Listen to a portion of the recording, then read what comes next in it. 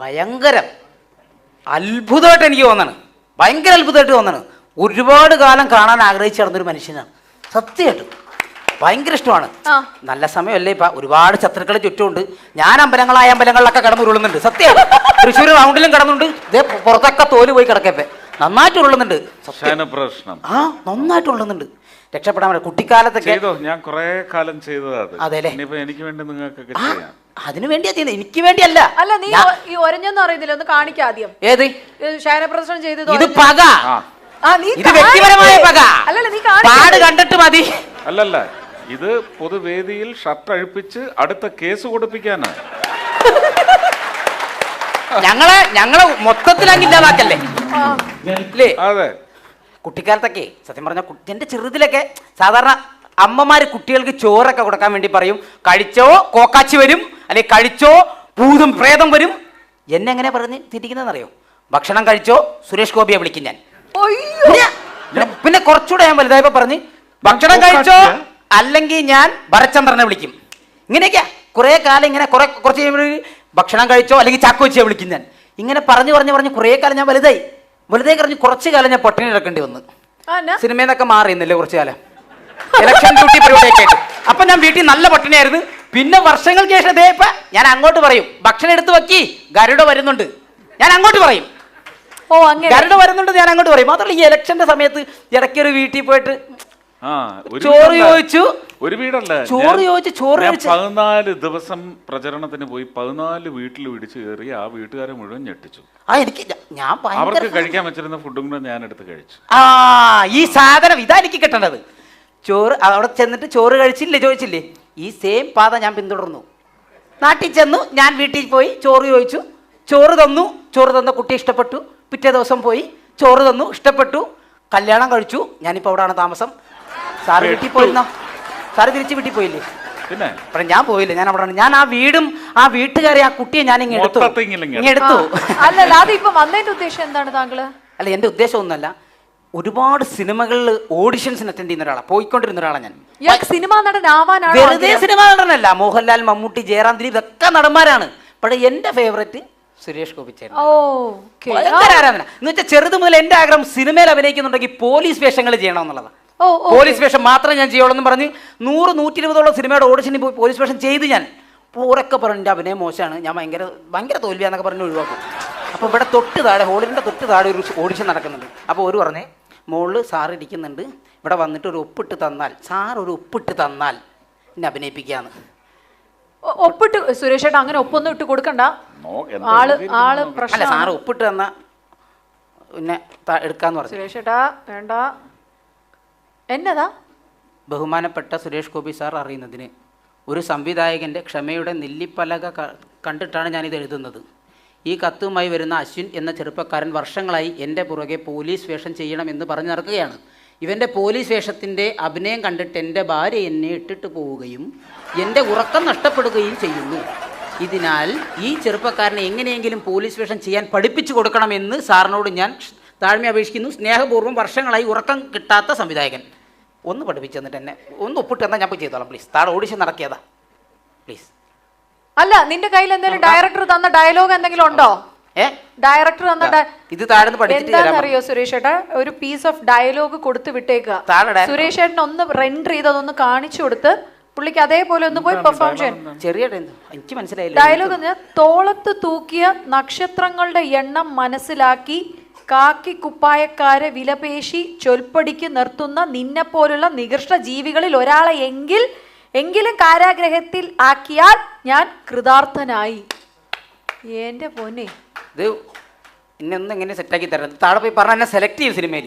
ഞാനിത് പറയില്ല, കാരണം ഇതെങ്ങാനും പറഞ്ഞ് എനിക്ക് നാക്കുളുക്കി നടുവുളുക്കി അവസാനം ഇപ്പൊ എനിക്ക് പോലീസ് വേഷം തന്നവരും കൂടെ വേഷം തരാതാവും. എനിക്ക് വേണ്ട, ഇത് കാണിച്ചു തന്നാ ഒന്നും ഡയലോഗ് ഒന്നും പറയണ്ട. കമ്മീഷണർ അങ്ങനെ അങ്ങോട്ട് വന്നങ്ങ് ചെയ്താൽ മതി. അല്ല സുരേഷ് ചേട്ടന്റെ ഏതെങ്കിലും ഒരു ഡയലോഗ് ഇവനൊന്ന് പഠിപ്പിച്ചു, ഏതെങ്കിലും ഒരെണ്ണം, ഏതെങ്കിലും ജീവിതാഭിലാഷ. ഞാൻ മേടിച്ചോ അതാ ഉറങ്ങുന്നില്ല ഡയറക്ടർ ഇവരെ കാരണം. ഞാൻ അങ്ങോട്ട് പോകുമ്പോ ഇവിടെ നിൽക്കണോ? ഞാൻ കാക്കിയിട്ടവന്റെ നേരെ കൈയോങ്ങിയാൽ തനിക്ക് നോവില്ല. കൂട്ടത്തിൽ ഒരുത്തൻ ചങ്ക് കീറി ചോര ഒലിപ്പിച്ച് നിൽക്കുന്നത് കണ്ടാലും തനിക്ക് നോവില്ല. പക്ഷെ ഈ പന്ന നൊന്തു അല്ല, എനിക്ക് തോന്നുന്നുണ്ട്, സത്യമായിട്ട് തോന്നുന്നുണ്ട്, നന്നായിട്ട് തോന്നുന്നുണ്ട്. ആ രോമം കുറച്ച് പോന്നു അല്ലേ? ഇല്ലില്ല, തോല് തേങ്ങന്റെ കൂട്ടത്തിൽ അതും പോയി. പ്രദക്ഷിണം വെച്ചപ്പോഴേ തോല് കുറച്ച് പോയി, എന്റെ കൂട്ടത്തിൽ പോയി. ഭയങ്കര അത്ഭുതം. ഞാൻ ഈ സാധനം നീ ഇതുപോലെ പറയണം. ഒന്നുകൂടെ പറയും. ആ പവർ ഞാൻ അങ്ങോട്ട് പോകുമ്പോ ഇവിടെ നിൽക്കണ്ട. ഇതുവരെ ചെയ്തതിന് ഡയറക്ടറെ തല്ലു.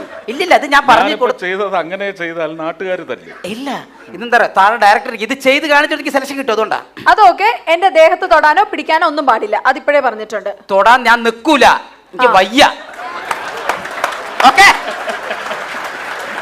ഓക്കെ, ചെറിയൊരു ആക്ഷൻ കിട്ടിയ സർ, ഒരു ആക്ഷൻ ചെയ്തോ ചെയ്തോ. ഞാൻ ഇങ്ങനെ കറങ്ങി വന്നിട്ട് പറയട്ടെ. ഞാൻ കുറച്ച് മാറിയിരിക്കാം. വേണ്ട വേണ്ട വേണ്ട വേണ്ട, ഞാൻ ഒരു കാര്യം ചെയ്യാം. ഹോളിഡേന് ഒരു റൗണ്ട് കറങ്ങി വന്നിട്ട് പറയാം. ഓക്കെ, തുടങ്ങിക്കോ. ഡയലോഗ് ഒന്ന് പറഞ്ഞേ.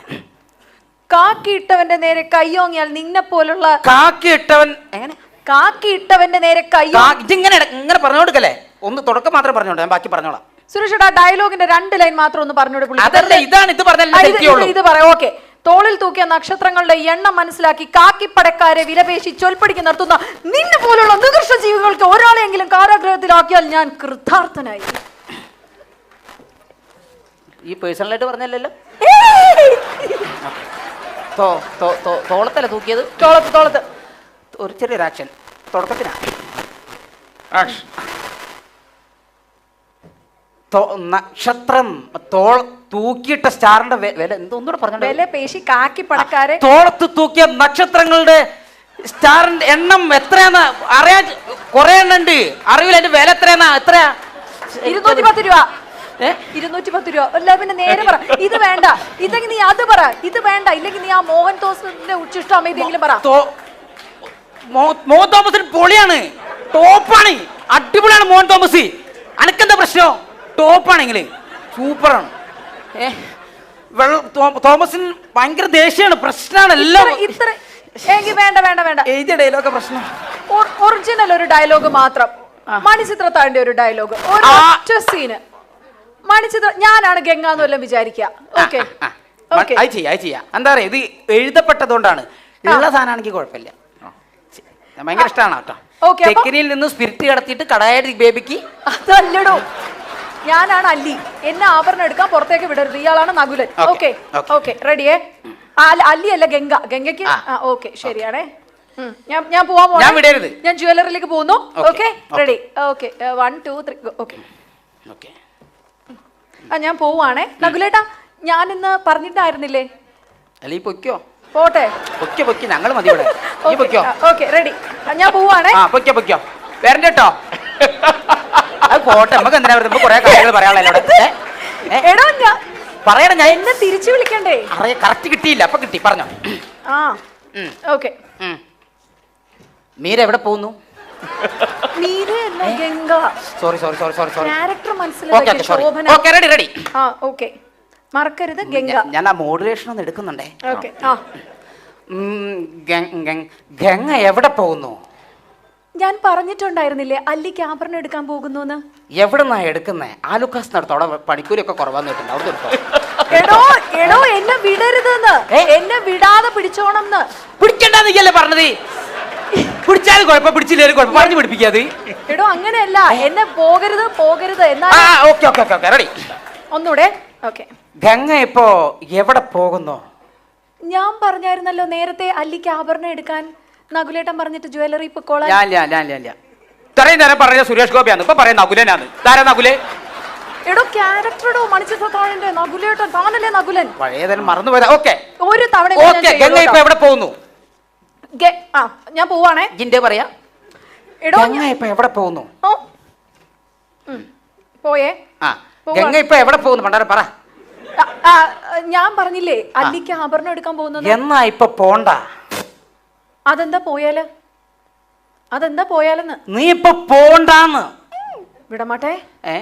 പോണ്ടാന്ന്. എന്നെ എങ്കേയും ഇവിടെ നിന്ന് പോക വിടമാട്ടെ. പോണ്ടാന്ന് ഇന്നേക്ക് ദുർഗാഷ്ടമി. എന്തോ പറഞ്ഞാ നിർത്തോള്, എന്തോ പറഞ്ഞാ നിർത്തും. അത് എന്തേലും പറയാന്ന് പറയും. ഇന്നേക്ക് ദുർഗാഷ്ടമി. ഞാൻ പറഞ്ഞ കിട്ടൂല, അവള് നിർത്തൂല. ഇന്നേക്ക് ദുർഗാഷ്ടമി. കൊല്ല്. ഒന്ന് പറഞ്ഞാ ദുർഗാഷ്ടമി. ഒന്ന് കൊന്നു തരൂ. അതല്ല, മറ്റേത് പറ. ഇന്നേക്ക് ദുർഗാഷ്ടമി. ഉന്നനാം കൊന്നു രക്തത്തെ കുടിച്ച്. അതിക്കത്തരാ സന്തോഷം കേട്ടോ. എന്റെ തിന്ന് കൊല്ലിയ നിന്നെ നല്ലൊരു അടി അടിച്ച് മോളില്. അപ്പോഴേ